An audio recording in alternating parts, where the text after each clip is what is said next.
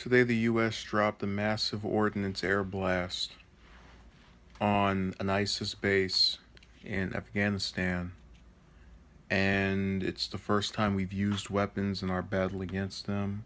Actually, it's the first time we've even used this weapon ever. Um, I really don't understand what is to be gained through the usage of, because I see this as an escalation of this conflict. We were worried about them cutting heads of Americans that were over there for whatever reason. Who's to say they don't start dropping bombs in random places across the U.S. now? Don't think that can't happen.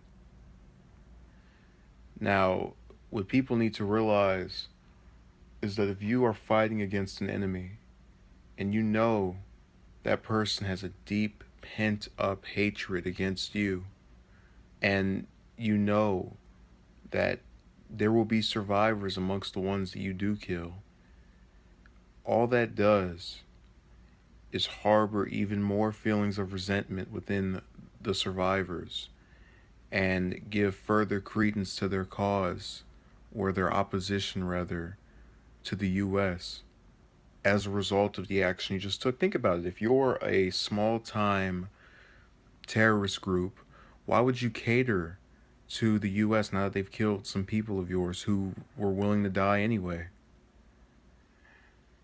And it's so bothersome to me because we have these service members that obviously are willing to give their lives, but I don't think they should have to.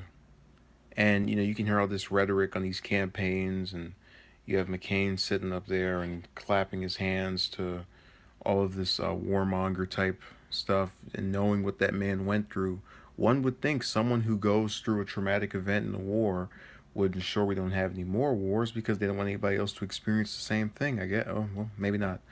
My point is, there's nothing to gain from anything that's just occurred other than more animosity and more justification for that animosity.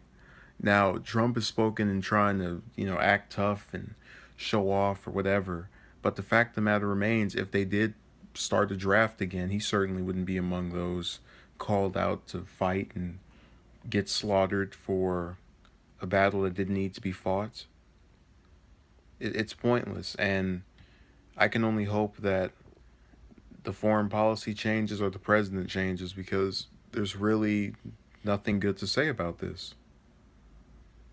And it's bothersome that no one in that administration seems to think about, okay, well, we better make peace with these guys because we don't want a war and have innocent Americans get killed. But nope, don't care.